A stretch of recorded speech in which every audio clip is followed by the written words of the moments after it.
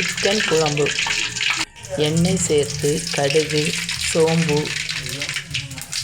கருவேப்பிலை சேர்த்து வதக்கவும். பின்னர் சின்ன வெங்காயம் சேர்த்து நன்றாக கிளறவும்.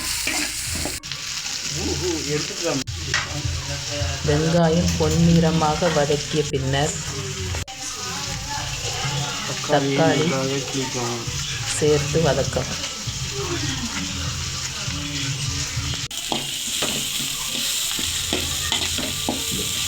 இஞ்சி பூண்டு சேர்த்து வதக்கவும். பின்னர் சிக்கன் பொடி சேர்த்து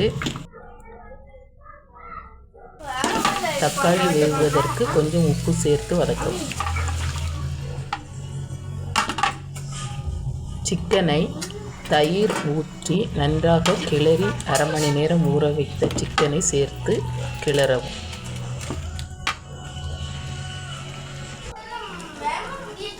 சிக்கன் நன்றாக வேக வைத்து மிதமான தீயில் வேகவிடும். உப்பு சேர்த்து கொள்ளவும் தேவைக்கேற்ப.